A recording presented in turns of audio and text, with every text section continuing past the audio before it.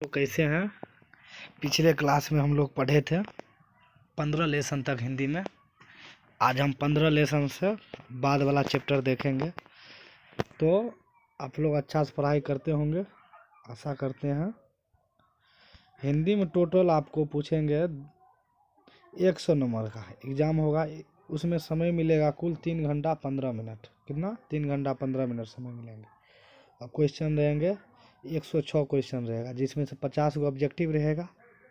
ठीक है, ये सब तो आपको पता होगा। 50 को बनाना है। तो आज हम स्टार्ट करते हैं। ठीक है, अब 16 लेसन का देखिए पहला क्वेश्चन क्या है। खेमा कसारा को होटल पर काम क्यों करता था। अब जो खेमा था कसारा के होटल पर काम क्यों करता था।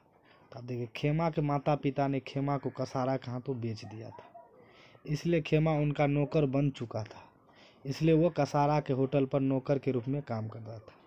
अब कसारा होटल का मालिक था, जो बहुत ही निर्दयी आदमी था, लेकिन खेमा का माता पिता इतना गरीब था कि इसको बचपने में बेच दिया, जिसके कारण खेमा जो है कसारा के होटल पर काम करता था। अब अगला क्वेश्चन देखिए क्या लिखा। किन परिस्थितियों में खेमा के पिता ने उसे बेच दिया था। तो पहले ही बताए थे खेमा के माता पिता बहुत गरीब हैं। खेमा के माता पिता अत्यंत गरीब थे, उनके पास खाने पीने की भी समुचित व्यवस्था नहीं थी। इसलिए खेमा के माता पिता ने भरण पोषण के दायित्व से मुक्त होने के लिए खेमा को बेच दिया। अब खेमा के माता पिता इतना गरीब थे कि वो अपना परिवार भी नहीं चला सकते, जिसके कारण खेमा को वो बेच दिए। अब नेक्स्ट क्वेश्चन देखिए। खेमा द्वारा चप्पल की मांग करने पर कसारा ने क्या जवाब दिया। अब देखिए खेमा जो है चप्पल मांग रहे अपना मालिक से, लेकिन उसका मालिक तब भी नहीं दे रहा है। देखिए वो क्या बोल रहा है। अप्रैल के महीना में धूप गहराने लगी थी। इस गर्मी में खेमा के लिए नंगे पैर घूमना काफ़ी मुश्किल था। तब उसने कसारा से कहा, मेरे पैर जलते हैं, चप्पल ला दो काका। इतना ही सुनते कसारा ने गुस्से से कहा, अभी रख दूंगा। गुस्सा से कहा, अभी रख दूंगा चप्पल सिर पर, चले अपना काम कर। बड़ा आया चप्पल पहनने वाला। अब अप्रैल का महीना था, नंगे कसारा के पास चप्पल तो था नहीं, तो ऐसे ही खुले पैर जा रहा था, काम ताम करता था। इसका पैर गर्मी से जलता था, तो ये कसारा को बोला हमको चप्पल ला दो। तो कसारा का खेमा को कसारा ही उल्टोले इसको बोल रहा है, चल अपना काम कर, नहीं तो सिर पे लगा दूंगा चप्पल। देख रहे हो ना कितना निर्दयी था उसका मालिक। क्वेश्चन नंबर 4 देखो। अपने पैरों पर पानी गिराने से खेमा को क्यों तसल्ली मिलती थी। अब क्वेश्चन उसी पे डिपेंड है। उसको इतना पैर जल रहा है कि वो चप्पल मांग रहा है, जिसके कारण अब देखिए अप्रैल के महीने में भी खेमा नंगे पैर कोल्हू के बैल की तरह घूमता रहता था, जिसे उन्हें पैर में जलन महसूस होती थी। इसलिए वो जब भी जूठे गिलास धोने जाता तो पहले अपने पैर धोता। इस तरह जलते पैरों पर पानी गिरने से तसल्ली मिलती थी उसको। अब जब भी ये गला पानी बर्तन धोने के लिए जाते थे तो पहले अपने पैर पर पानी मार लेते, जिसके कारण इसको कहीं अच्छा महसूस होता। नंगे पैर देखिए कितना काम कर रहा है, तब भी इसका होटल का मालिक कितना निर्दयी था। अब क्वेश्चन नंबर 5 देख लिखा। जब लेखक ने खेमा के माता पिता से कहा कि वे खेमा को ले जाकर पढ़ाना चाहते हैं, तब उसकी आंखें क्यों भर आई। तब देखिए खेमा के माता पिता ने मजबूरी के कारण खेमा को बेच दिया था, लेकिन अपने बच्चों से उन्हें प्रेम था। इसलिए जब लेखक ने खेमा के पिता से कहा कि मैं उसे अपने साथ ले जाकर पढ़ाना चाहता हूँ, तब खेमा के माता पिता की आंखें भर आए। उसके मन में अपनों बच्चों के प्रति अनुराग उमड़ गया था। अब ये पूरा कहानी कौन देखता था। लेखक पूरा कहानी देख रहा था अपने सामने से, लेकिन खेमा के माता पिता वैसे ही गरीब थे, अपना भरण पोषण तो कर नहीं सकते थे, जिसके कारण वो खेमा को बेच दिया कसारा का। तो कसारा था होटल का मालिक, तो कसारा भर दिन खेमा को अपना काम करवाता था, लेकिन लेखक को दया आ गया, तो वो उसके मम्मी को फिर बोला। अब देखिए इस चैप्टर से ऑब्जेक्टिव कैसे पूछेंगे। देखिए पहला क्वेश्चन, मुक्ता काशी क्या लिखा है। मुक्ता काशी होटल का मालिक कौन थे। ये क्वेश्चन 2018, 19, 20 लगातार 3 साल तक पूछा है। तो इसमें ऑप्शन नंबर क्या हो जाएंगे, बी, मुक्ता काशी। कसारा का जो होटल था उस होटल का नाम था मुक्ता काशी। अब अगला क्वेश्चन 2 देखिए। बाल मजदूरी की समस्या का वर्णन है किस में। खेमा में। खेमे में कसारा को खटवाता है, तो ये बाल मजदूरी है। खेमा कितने वर्षों का दिखता था? तो 8 से 9 वर्ष। खेमा कितने वर्षों का दिखता था? तो 8 से 9 वर्ष, ऑप्शन नंबर सी। ठीक है। अगला देखिए, खेमा पाठ की कौन सी विद्या है? खेमा कौन सी पाठ की विद्या है? तो ये हो जाएंगे कहानी, ऑप्शन नंबर ए। अगला देखिए, खेमा मात्र कितने वर्ष का बाल श्रमिक थे या है? कितने वर्ष का है? तो 8 से 9 वर्ष। पीछे इससे पहले ही क्वेश्चन में हम बताए हुए हैं। अगला, होटल का मालिक कैसा था? होटल का मालिक कैसा था? ऑटोमेटिक आप लोग लगा दीजिए। दयालु, क्रूर, निर्दयी, उक्त सभी। दयालु तो नहीं था क्या? इसमें क्रूर था, निर्दयी था, ये दोनों हो जाएंगे। दयालु रहता तो उसको चप्पल ला देता, लेकिन दयालु नहीं था। ये दोनों ऑप्शन हो जाएगा, ये ऑप्शन ए गड़बड़ दिया। खेमा पर किसे दया आया? अब अगला क्वेश्चन 7 देखिए, खेमा पर किसको दया आया? एक शिक्षक को, धन्ना सेठ को, कसारा को, एक साधु का। तो शिक्षक को। खेमा के जो शिक्षक थे, ये लेखक वही, इसको दया आ गया था। अगला क्वेश्चन देखिए, मुक्ताकाशी होटल छोड़कर खेमा कहाँ गया? मुक्ताकाशी होटल छोड़कर अब कसारा का जो होटल था उसको छोड़ के खेमा कहाँ चला गया? तो एक शिक्षक के साथ चला गया। अगला, खेमा होटल में क्या करता था?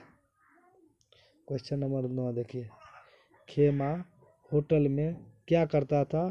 तो ग्राहक की चाय देता था, ये भी सही है। कप धोता था, ये भी सही है। टेबल साफ करता था, तो मतलब इसमें सभी काम आ जाएंगे, ऑप्शन नंबर डी। ठीक है। अब देखिए, चैप्टर नंबर 17 है ये। इसमें देखिए पहला क्वेश्चन क्या है? खुशबू रचते हाथ से क्या तात्पर्य है? अब खुशबू रचते हाथ से क्या तात्पर्य, मतलब इसका मतलब क्या हुआ? तो खुशबू रचते हाथ का शाब्दिक अर्थ है मनुष्य द्वारा खुशबूदार वस्तु का निर्माण करना। इसके अलावा मनुष्य अपने हाथ से ही अपने भाग्य को भी निर्माण करते हैं। समझ में आया? खुशबू रचते हाथ का अर्थ हुआ कि हम लोग अपने से क्या कर रहे हैं? बढ़िया बढ़िया वस्तु का निर्माण कर रहे हैं, जो हमारे जीवन को बहुत आगे तक बढ़ाता है। ठीक है। अब नेक्स्ट क्वेश्चन देखिए, खुशबू रचते हैं हाथ से कविता का मुख्य उद्देश्य क्या हो सकता है? अब इसका मुख्य उद्देश्य क्या है? तो खुशबू रचते हैं हाथ कविता अरुण कमल द्वारा रचित है। इस कविता के लेखक कौन होंगे? तो अरुण कमल, जिसमें कवि ने खुशबूदार वस्तु बनाने में लगे लोगों की स्थिति पर प्रकाश डाला।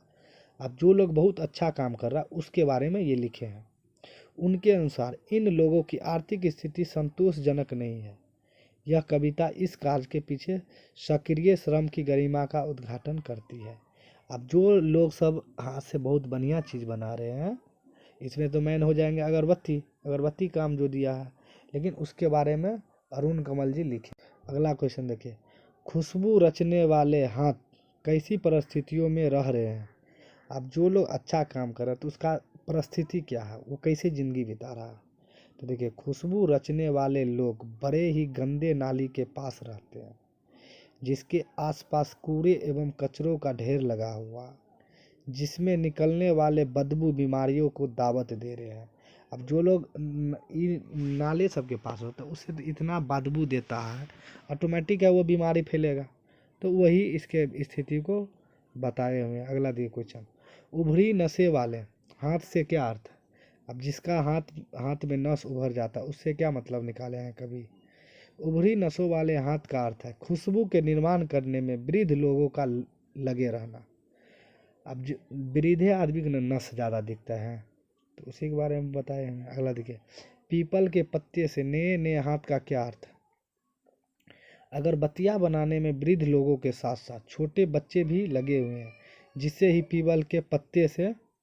अब देखिए इस क्वेश्चन से मतलब ये हुआ कि पीपल के पत्ते के साथ साथ ये सभी थे, इसमें बच्चा के साथ साथ क्या बूढ़े लोग भी लगे हुए हैं। ठीक है, तो उसी पे ये दिए हुए हैं। अगला देखिए, यही इस गली में बनती है मुल्क की मशहूर अगरबत्तियाँ, भावार्थ लिखे। ये कविता, ठीक है, इसका मतलब क्या हुआ कि जितना अगरबत्ती बनता है इसी मुल्क में बनते हैं, वो भी मशहूर। देखिए ये पंक्तियाँ अरुण कमल द्वारा रचित खुशबू रचते हाथ कविता से ली गई है। जिसमें कवि कहते हैं कि केवड़ा, खूस तथा रात रानी जैसे खुशबूदार अगरबत्तियां बनाने वाले लोग गंदे मोहल्ले में तो रह रहे हैं, जिस पर सरकार कोई ध्यान नहीं दे रहे हैं, लेकिन इन लोगों को भी उनके श्रम का श्रेय देना चाहिए। अब जो लोग इतना बढ़िया बढ़िया अगरबत्ती बना रहे हैं वो तो बहुत गंदे जगह पर रहते हैं, लेकिन जो अगरबत्ती बनते हैं वो तो पूरा मुल्क में फैला हुआ है। तो सरकार को इस पे भी थोड़ा ध्यान देना चाहिए। ठीक है, अगला क्वेश्चन देखिए, अमीरी एवं गरीबी की खाई को कैसे बांटा जा सकता है? समाज में फैली आर्थिक एवं सामाजिक असमानता को मिटाकर इस खाई को भरा जा सकता है। अब जितना असमानता समाज में बटा हुआ है, इसको आपसी भाईचारा एकता पर बल देकर दूर किया जा सकता है। ठीक है, जिससे अमीर एवं गरीब में भी दूरियां कम हो जाए। अब देखिए इसका ऑब्जेक्टिव, अगरबत्ती बनाने वाले लोगों पर लिखी गई कविता है। कौन कविता जो है अगरबत्ती बनाने वाले लोगों पर लिखी गई है? तो तुम लोग खुद बता दोगे। ऑप्शन नंबर डी, खुशबू रचते हाथ। अगला देखिए, निर्झर, ये 2019 में पूछा हुआ क्वेश्चन है। निर्झर के पास खड़ा पीपल, सुनता रहता कल कल छल छल। यह पंक्ति किसके द्वारा रचित है? किसके द्वारा हो जाएंगे? तो ये पीपल का लेखक कौन है? गोपाल सिंह नेपाली, तो उसी का ये लिया गया है। अगला देखिए, खुशबू रचते हाथ किस पाठ की विद्या है? क्वेश्चन नंबर 3 क्या हो जाएंगे? कविता, ये कविते हैं। और देखिए, खुशबू रचते हाथ के कवि कौन है? तो अरुण कमल। ऑप्शन नंबर सी, इसके लेखक कौन है? तो अरुण कमल। पीपल के पत्ते से नए नए हाथ का अर्थ क्या होता है? तो नन्हे बच्चों के कोमल हाथ। ठीक है, नन्हे बच्चों के कोमल। अब अगला चैप्टर है कर्पूरी ठाकुर, जो बिहार के उप मुख्यमंत्री भी बने थे। अब कर्पूरी ठाकुर अपने परिजनों की प्रतीक्षा करने के लिए क्यों कहते हैं? अब कर्पूरी ठाकुर जननायक के नाम से प्रसिद्ध है। ठीक है, जननायक। एक होता है लोकनायक, जो जयप्रकाश नारायण प्रसिद्ध है। अब देखिए, जननायक कर्पूरी ठाकुर एक महान देशभक्त थे। उनके अनुसार जब तक देश के प्रत्येक निवासी को सम्मानजनक और सुविधा संपन्न स्वाधीन जीवन यापन करने का अवसर नहीं मिलेगा, तब तक मेरे परिजनों को भी प्रतीक्षा करनी पड़ेगी, क्योंकि मुझ पर भी देश का दावा कम नहीं है। अब देखिए, कर्पूरी ठाकुर जी कहते हैं जब तक भारत में मतलब जितना आदमी है सभी को सम्मानजनक सुविधा नहीं मिले, तब तक हम लोग भी को कम नहीं समझना चाहिए। मतलब हम लोग को भी पहले उसको मिलना चाहिए, तब हम लोग भी इंतज़ार कर सकते हैं। इसलिए हम लोग ज़्यादा फायदा नहीं उठा सकते। अगला क्वेश्चन नंबर 2 देखिए, कर्पूरी ठाकुर के कौन कौन सा कार्य करने में आनंद मिलता था? अब देखिए, कर्पूरी ठाकुर को कौन कौन सा कार्य करने में आनंद मिलता था? तो कर्पूरी ठाकुर को गीत गाने, गांव की मंडली में डप बजाने, पशुओं को चराने में काफ़ी आनंद मिलता था। इसलिए वे होली और चैत गाने में गांव की मंडली में हमेशा अगुवागिरी करते रहते थे। इसके अलावा उन्हें दौड़ने और तैरने का भी शौक था। अब ये सब कर्पूरी ठाकुर के शौक थे। अगला देखिए, सचिवालय स्थित कार्यालय में पहले दिन उन्होंने कैसा दृश्य देखा तथा उस पर उन्होंने क्या निर्णय लिया? अब जब ये सचिवालय गए तो वहाँ की स्थिति देखकर ये दंग रह गए। कर्पूरी ठाकुर जब पहले दिन सचिवालय स्थित कार्यालय कक्ष में जाने के लिए पहुंचे तो उन्हें लिफ्ट में उस तल्ले पर पहुंचाया गया जिस पर लिखा वाक्य ओनली फॉर ऑफिसर। अब जो लिफ्ट में गया तो वहाँ लिखा था कि ओनली फॉर ऑफिसर, जो अधिकारी है वही जा सकता है। पढ़कर चौंक पड़े, क्योंकि उस लिफ्ट का प्रयोग केवल बड़े पदाधिकारी ही कर सकते थे।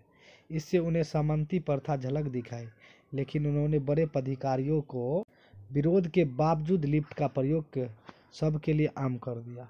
अब ये सचिवालय पहुंचा था तो वहाँ जो लिफ्ट था उस पर लिखा था ओनली फॉर ऑफिसर, केवल बड़े अधिकारी ही जा सकता है, लेकिन हम लोग नहीं जा सकते। ये तो गलत बात था, तो इसलिए उसको विरोध किया। उसके बाद सभी जनता के लिए खोल दिया। क्वेश्चन नंबर 4 देखिए, मैट्रिक के बाद उच्च शिक्षा के लिए उन्हें कहाँ और किस प्रकार जाना पड़ता था? अब कर्पूरी ठाकुर जो है मैट्रिक तो कर लिए, उसके बाद हाई शिक्षा के लिए कहाँ जाना पड़ता था?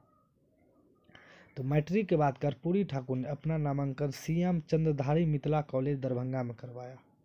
अभी भी यह कॉलेज, उनकी आर्थिक स्थिति इतनी अच्छी नहीं थी कि किसी हॉस्टल में रहकर पढ़ते। अब इतना इसका आर्थिक स्थिति, इसका पैसे नहीं था कि हॉस्टल में रह कर पढ़ सके। ऐसी स्थिति में वे घर से ही धोती गमछा डालकर बिना जूता चप्पल पहने पाँव से पैदल चलकर मुक्तापुर रेलवे स्टेशन पहुंचते थे और वहीं से रेलगाड़ी पकड़ के दरभंगा आया जाया करते थे। मुक्तापुर से सीधा रेल पकड़ते थे, दरभंगा जाते थे, फिर आते थे। देख रहे हो ना, तू लोग गधा की तरह इतना पढ़ा रहा है तब भी नहीं पढ़ते हो।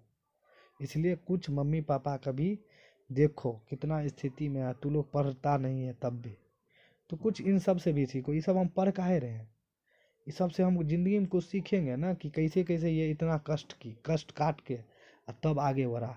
इसलिए ना पढ़ रहे हैं कि अब कभी कभी सोचते हो कि ये सब पढ़ के क्या फायदा। यही सब से तो हमको सीख मिलते हैं कि हम आगे कैसे बढ़ें। इतना जो ज़िंदगी में प्रॉब्लम आता है, कैसे आगे बढ़ेंगे। आजकल तो इतना फैसिलिटी दे दिया है मम्मी पापा, पढ़ने के नाम पर तो कुछ बच्चा कर लेता है। देखते हो ना, जो बोलेगा वो कर देते हैं। मम्मी हो या पापे हो, अब तुरंत के तुरंत कर देता है, तब भी बच्चा नहीं पढ़ता है। तो बच्चा में भी कुछ प्रॉब्लम होते हैं। ठीक है, अब अगला चैप्टर है झांसी की रानी। चैप्टर का नाम क्या है? झांसी की रानी। अब इसका बचपने का नाम था लक्ष्मीबाई।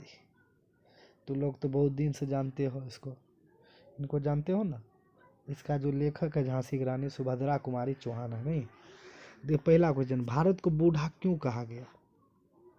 भारत को बूढ़ा क्यों कहा गया? तो झांसी की रानी कविता में भारत को बूढ़ा कहा गया क्योंकि उस समय भारत की स्थिति शिथिल और जर्जर हो चुकी थी। अब उस समय उतना महायोद्धा सब नहीं था जो भारत को अंग्रेजों से छुटकारा दे सकता था, इसलिए भारत को यहाँ बूढ़ा कहा गया।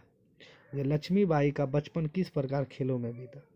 और लक्ष्मीबाई बचपन से ही नकली युद्ध करना, चक्रव्यूह की रचना करना, शिकारी करना, सैन्य घेरना, किला तोड़ना इत्यादि खेल करती थी। इस तरह युद्ध की अभ्यास नियमित करते थे। अगला देखिए, हुई वीरता की वैभव के साथ सगाई झांसी में। इसमें वीरता और वैभव का अर्थ स्पष्ट करें। तो झांसी की रानी जितने बहादुर थे उतने ही मन और भव्यता के साथ उनकी सगाई झांसी में हुई थी। ठीक है, अब देखिए पंक्ति क्या लिखा है, गुमी हुई आज़ादी की कीमत सबने पहचानी थी। गुमी हुई आज़ादी की कीमत सबने पहचानी थी का भाव स्पष्ट। इसका मतलब क्या हुआ? अब देखिए, ये पंक्तियाँ सुभद्रा कुमारी चौहान द्वारा रचित झांसी की रानी कविता से ली गई है, जिसमें कवित्री कहते हैं कि आज़ादी खोने के बाद हम लोग का जीवन संकट में पड़ गया था। अंग्रेज लोग भारतीयों का खूब शोषण कर रहे थे, हमारे साथ तरह तरह के अन्याय किए जा रहे थे। इस तरह लोग आज़ादी की कीमत को समझाने लगे थे। अब इतना अंग्रेज कब्जा, मतलब पूरी तरह अब कब्जा तो हो ही गया था प्लासी की युद्ध के बाद 1757 में। उसके बाद बक्सर का युद्ध हुआ था, तो उस समय तो हुआ नहीं कुछ। उसके बाद धीरे धीरे कब्जा कर लिया, जो मन तो करता था, जिसके कारण आदमी सब चुपचाप करके बैठी थी। अब क्वेश्चन नंबर 5 देखिए, हमको जीवित करने आई वन स्वतंत्रता नारी थी का अर्थ लिखे। हमको जीवित करने आई वन स्वतंत्रता नारी थी का अर्थ लिखे। अब देखिए, ये पंक्तियाँ सुभद्रा कुमारी चौहान द्वारा रचित झांसी की रानी कविता से ली गई, जिसमें रानी लक्ष्मीबाई ने फिर से भारतीयों को जगाने की कोशिश की है। उस समय भारतीय लोग हार मानकर अंग्रेज के अत्याचार सहे जा रहे थे। वे तो आज़ादी ही थी कि भारतीय लोग हार मानकर अंग्रेजों के अत्याचार सहे जा रहे थे। वे तो आज़ादी की थी आस छोड़ चुके थे, लेकिन लक्ष्मीबाई ने उन सोए हुए भारतीयों को फिर से जगा दिया था। इस तरह लक्ष्मीबाई एक महान स्वतंत्रता नारी थी। अभी 1857 से पहले सभी भारत में जितना आदमी यहाँ के थे सब चुपचाप अंग्रेज जो मन हुआ वो करते थे। लेकिन 1857 में क्या हुआ, सभी तरह से आदमी अंग्रेज को धो दिया। धोने के बाद क्या हुआ, आदमी को एक आस आया कि हम लोग लड़ाई लड़के आज़ाद होंगे। तो इसलिए वो झांसी की रानी का कविता इसलिए ये दिया गया था। अगला चैप्टर दियो, चैप्टर 21, लेखक को बीमार पड़ने की इच्छा क्यों हुई? देखिए, लेखक को सामान्य अवस्था में हंटले बिस्कुट खाने को नहीं मिलते थे, पत्नी भी उनकी मालिश नहीं करती थी, उनके दोस्त लोग भी उनसे मिलने नहीं आते थे, जिससे कि उन्हें भी खाने को हंटले बिस्कुट मिलते। पत्नी भी यूडीसी कॉलोन की शीशियाँ सिर पर उड़ेलकर खूब मालिश करती।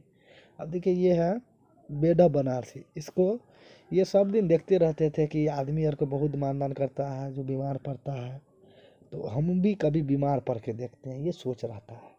इसका सपना भी रहता था, ये जानबूझकर चाहता है कि बीमार पड़े, लेकिन इसका हो जाता है कुछ और।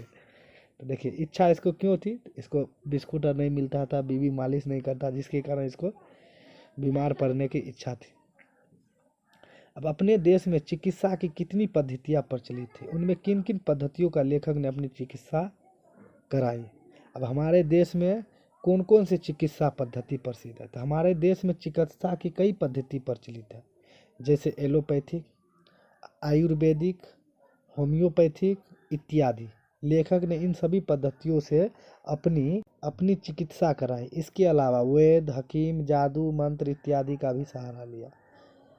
अब एलोपैथिक, आयुर्वेदिक, होम्योपैथिक ये तीनों तो था ही, उसके बाद क्या, उसके बाद वैद्य, हकीम, जादू, मंत्र इन सब से भी सहारा लिया, लेकिन ठीक होने का चांस नहीं लिया।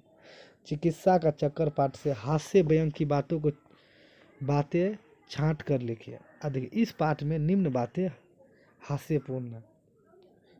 पहला, रसगुल्ले छायावादी कविताओं की भांति सूक्ष्म नहीं थे, स्थूल थे। आन फान में दर्द रफू चक्कर होगा। औषधियों का राजा, रोगों का यह रामबाण दवा है। बंधदार कुर्ता और बनारसी लोट की तरह टोपी पहने हुए थे। अब अगला देखिए, लेखक ने वैद्य पर क्या क्या कहकर व्यंग किया है। लेखक ने वैद्य जी पर भी तीखा व्यंग किया। उनके अनुसार जब एक सज्जन वैद्य जी को बुलाने जाते हैं तो वो बड़े गौर से पता देखते हुए कहते हैं कि अभी शनि ग्रह की स्थिरता है, इसके समाप्त होने पर भी मैं चलूँगा। आधे घंटे बाद वे पालकी पर बैठ कर आए। वे धोती पहने हुए तथा कंधे पर दुपट्टा डाले हुए थे। शरीर पर केवल सूत के नाम पर जनेऊ था, जिसका रंग देखकर मालूम पड़ता था कि वे कुश्ती लड़कर आए हैं। उन्होंने मेरा हाथ की नाड़ी देखी और कहा, आपको वायु का प्रकोप है। अब वैद्य जी को बुलाने गया तो बोला, पहले रुको, अभी शनि ग्रह चल रहा है। वो भी आधा घंटा बाद गया तो वो भी पालकी पर चढ़ के गया था। ठीक है।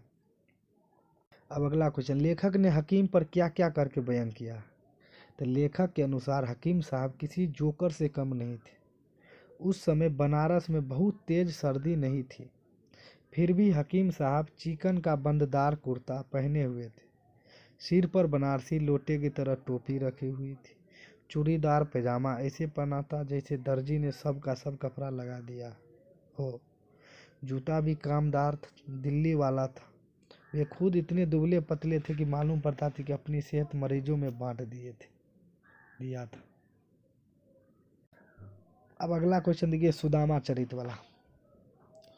सुदामा का आगमन की सूचना देते समय द्वारपालों के मनोदशा की चित्रण करें।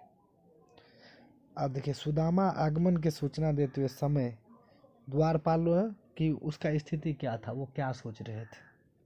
जब सुदामा द्वारिका पहुंचते हैं तब उनके आगमन की सूचना देते हुए द्वारपाल श्री कृष्ण से कहते हैं कि एक भिखारी ब्राह्मण द्वार पर खड़ा है, जो मैल से सना हुआ एक फटा हुआ धोती पहन रखा है। उनके सिर पर पगड़ी तक नहीं है, पाँव में भी जूते तक नहीं है, लेकिन वो अपने आप को दोस्त कह रहे हैं और उनका नाम सुदामा है। सुदामा जब जाता है द्वारिका कृष्ण के पास, तो वहाँ जो द्वारपाल रहता है, मतलब जो देखने वाला, तो वो उसके सभी स्थिति को कृष्ण के सामने रखते हैं। क्वेश्चन का मेन मुद्दा यही है। ठीक है। देखिए, सुदामा की किन दशा देखकर श्री कृष्ण किस प्रकार भाव विह्वल हो गए। सुदामा किन दिन दशा को देखकर श्री कृष्ण किस प्रकार का भाव विह्वल हो गए। सुदामा की दिन दशा देखकर श्री कृष्ण की तरह गले से लिपट कर रोने लगे। वे उन्हें बड़े आदर से पलंग पर बैठाकर अपने आंसू से ही उनके चरण को धो देते हैं और अपने चादर से ही उनके चरण को पोंछते हैं और रोते हुए एक पाँव के कांटे भी निकालते। इस तरह सुदामा और श्री कृष्ण की दोस्ती बहुत ही सराहनीय है। अब गुरु के यहाँ किस बात की याद श्री कृष्ण ने सुदामा को दिलाई। अब देखिए, श्री कृष्ण और सुदामा एक ही आश्रम में गुरु से शिक्षा प्राप्त करने गए थे। एक दिन गुरु माता ने शिष्यों को खाने के लिए चना दिया और श्री कृष्ण की अनुपस्थिति में उनका हिस्सा सुदामा को दे दिया गया, लेकिन सुदामा ने उनका हिस्सा भी चुपके से खा लिया था। यहाँ गलत लिखा है। चुपके से खा लिया, इसी बात को याद श्री कृष्ण ने सुदामा को दिलाई। अब अपने गांव लौटने पर सुदामा को क्यों भ्रम हुआ? देखिए सुदामा बचपने से कृष्ण के दोस्त है, ठीक है। उसको जब चना दिए थे ये उसका हिस्सा खा लेते हैं। सुदामा का जब शादी ब्याह हो जाते हैं तो उसके बाद ये गरीब बन ही जाए, गरीब तो रहते ही हैं, तो इसको बहुत कष्ट में जीवन बिता रहते थे। तो इसका पत्नी कहती है कि जाओ अपने दोस्त से मिल के आओ, खाली दोस्त का बड़ाई करते हो। तो अपने पत्नी के कहने पर ये चले जाते द्वारिका जाने पर श्री कृष्ण इनसे मिलते हैं। कैसे मिले तो देख रहे हैं इसका भाव। कृष्ण खूब रोते रोते इसको आंसू तांसू बह गया, इसको पैर तैर धो दिया, आंसू से इतना रो रहे थे। उसके बाद कृष्ण क्या कर दिया, इसके गांव को जितना जो झोपड़ी सब था सब महल बन गया। वो भी वो महल एक अभी आया तो चका गया कि हम गए थे झोपड़ी में, आ गए किधर। देखिए क्या, जब सुदामा द्वारिका से वापस अपने गांव आते हैं तो उन्हें भ्रम हो जाता है कि कहीं मैं रास्ता भूलकर फिर से द्वारिका तो नहीं आ गया, क्योंकि यह गांव सड़क, यहाँ की महलें द्वारिका की तरह है। जहाँ मेरे घर था वहाँ तो महल खड़ा है। इस बात को लेकर वो भ्रम में पड़ जाते हैं। अब सुदामा को कुछ न देखकर उनकी पत्नी को सीधे वैभव संपन्न करने क्या उचित था। अब श्री कृष्ण के अनुसार यदि सुदामा को धन संपत्ति दिया जाए तो रास्ते में कोई उनसे छीन भी सकते हैं, उन्हें कोई लूट कर मार भी सकते हैं, जिससे उनके परिवार का दुख दूर नहीं हो सकता है। इसी बात से भ्रमित होकर श्री कृष्ण ने उनकी पत्नी को ही धन संपत्ति से भर दिया। अब श्री कृष्ण सोचने लगा इसको देंगे, रास्ता में क्या होगा नहीं होगा कौन देगा, तो ये उसके पत्नी को ही पूरा धन दौलत दे दिया। अब देखिए क्वेश्चन नंबर पहला, करमवीर चिलचिलाती धूप में क्या बना देते हैं? तो चांदनी। क्या बना देते हैं? चांदनी। Option number C. किसके बगैर व्यक्ति बड़ा नहीं होता है? तो गुण। अगर व्यक्ति में गुण बड़ा है तो ऑटोमेटिक बड़ा हो जाएंगे। अगला दिए, कदम किस जिला के रहने वाली है? कदम किस जिले के रहने वाले है? तो मुंगेर। कहाँ का? मुंगेर। गुड़िया का घर किस जिले में है? तो रोहतास। कहाँ? रोहतास। गुड़िया का किस जिले में? रोहतास में। कदम बड़ी होकर क्या बनना चाहती है? डॉक्टर। कदम बड़ी होकर डॉक्टर बनना चाहती है। बिहार की बेटी का असाधारण विशेषता का उद्घाटन किया गया किस में? हौसले की उड़ान में। हौसले की उड़ान में ये सब उद्घाटित किया। हौसले की उड़ान किस पाठ की विद्या है? तो निबंध है। क्या हो जाएंगे? निबंध। कदम किस जिले के हैं? तो मुंगेर। कदम किस जिले के हैं? मुंगेर के। सोनी के पिता कौन है? तो विष्णु शंकर तिवारी। कौन? विष्णु शंकर तिवारी। कदम पढ़ लिख कर क्या बनना चाहती है? तो डॉक्टर। जैनब खानम लड़कियों को क्या सिखलाती है? तो कराटे। जैनब खानम लड़कियों को क्या सिखाते हैं? तो कराटे सिखाते हैं। गुड़िया किस जिले की रहने वाली है?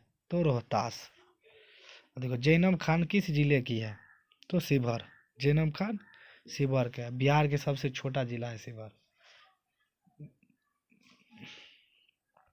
अगला देखिए, कर्पूरी ठाकुर बिहार के मुख्यमंत्री कितने बार बने? तो 2 बार।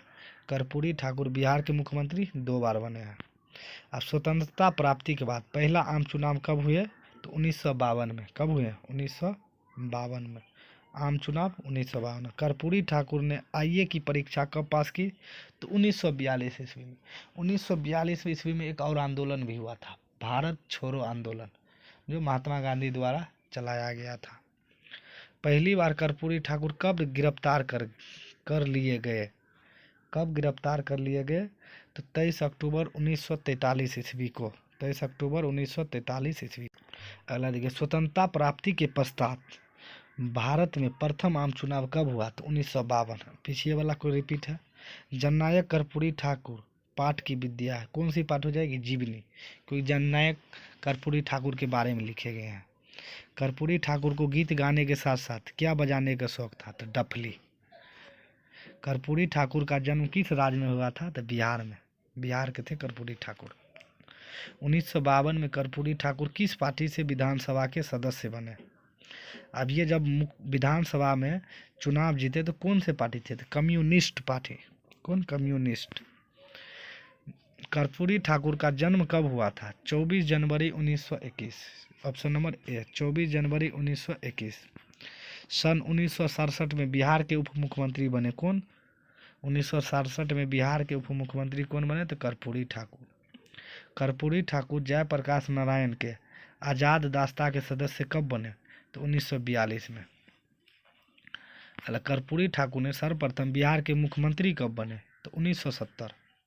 कर्पूरी ठाकुर की मृत्यु कब हुए? तो 12 अगस्त 1987। 12 अगस्त 1987। अगला देखिए, सुभद्रा कुमारी चौहान लिखित कविता के नाम क्या है? झांसी की रानी। झांसी की रानी कौन लिखे है? सुभद्रा कुमारी चौहान। चमक उठी सन 57 में, वह तलवार पुरानी थी। यह पंक्ति किस कविता से ली गई? झांसी की रानी।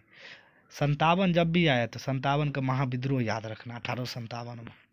कानपुर के नाना के मुंह बोली बहन कौन थी? लक्ष्मीबाई। कौन हो जाएंगे? लक्ष्मीबाई।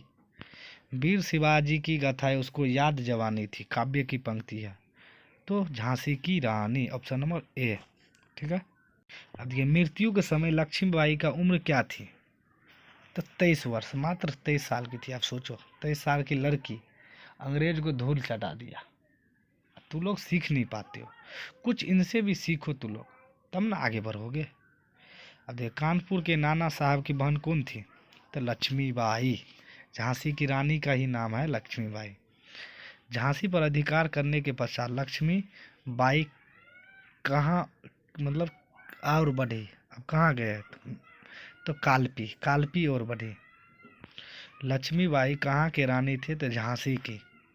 झांसी एक जगह है जो उत्तर प्रदेश में अभी है। ठीक है। झांसी की रानी किस पाठ की विद्या है? तो जीवन वृत्त कविता, जीवन पे लिखी गई कविता है। लक्ष्मीबाई को किसका अवतार माना गया है? तो दुर्गा का। किसका? दुर्गा को। प्रथम भारतीय स्वतंत्रता संग्राम कब हुआ? तो 1857 ईस्वी।